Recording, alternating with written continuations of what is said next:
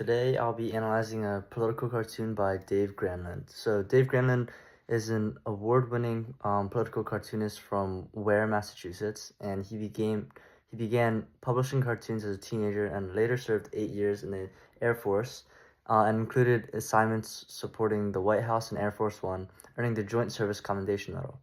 His nationally syndicated cartoons have appeared in over 1,300 newspapers and major outlets such as USA Today, Newsweek, CNN, and MSNBC. He continues drawing 5 to 7 cartoons a week, with some of his sports work even featured in baseball and basketball halls of fame. So the specific cartoon that I'll be analyzing was created on October 13th, 2025, or was published on October 13th, 2025, and addresses the ceasefire that President Trump recently negotiated between Israel and Hamas. This conflict between the Israelis and Palestinians has roots going back over a century and is tied to disputes over land and national identity. So on October 7th, 2023, Hamas launched an attack on Israel, killing around 1,200 people and taking hostages. And Israel responded with a military campaign in Gaza.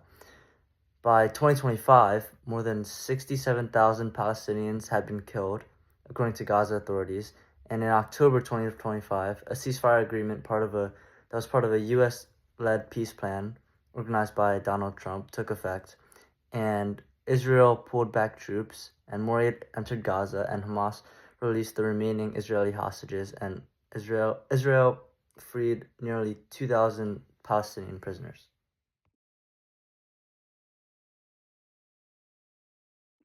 In this political cartoon, Dave Granlund uses symbolism, exaggeration, color contrast, and irony to criticize the U.S. leadership during the Gaza crisis.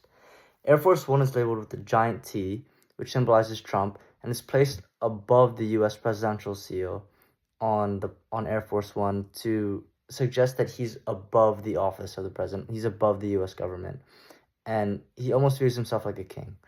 The plane is also drawn disproportionately large and fat, and exaggerates how the U.S. has a lot of power and resources, has a lot of access, and they can afford this luxury and strength, but they choose to simply fly over Gaza and deliver this message of the ceasefire instead of actually helping and giving substantial aid and help with access to this resource.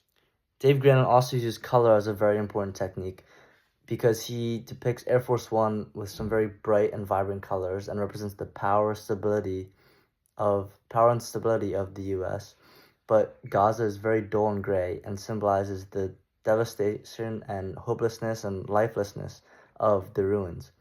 The banner trailing behind the plane also mimics a beach advertisement, something that you'll see when you're hanging out at the beach, and creates a visual analogy that political leaders often respond to humanitarian crises with superficial gestures that are meant to boost their public image rather than real action.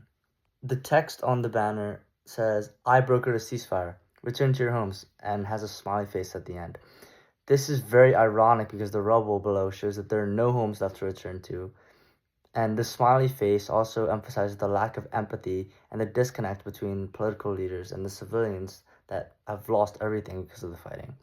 The use of "I" inflates Trump's ego and credits himself alone. He's saying that he should be credited with brokering this ceasefire and that all thanks to him they have this. The absence of any people in the cartoon also symbolizes the displacement or death of all the civilians and highlights the human cost of all this fighting. Meanwhile, the plane is drawn with clean lines to show control, and Gaza is sketched chaotically to convey the trauma and destruction. So Dave Granlund uses his drawing style there to show a contrast between the U.S. and Gaza. The effect of the text overall is to criticize Trump for being self-congratulatory and superficial in the face of the humanitarian crisis. And it is effective because the exaggerated text contrasts with the devastation in the image and reinforces the idea that political messaging can be disconnected from the suffering, and there's a clear anti-Trump bias.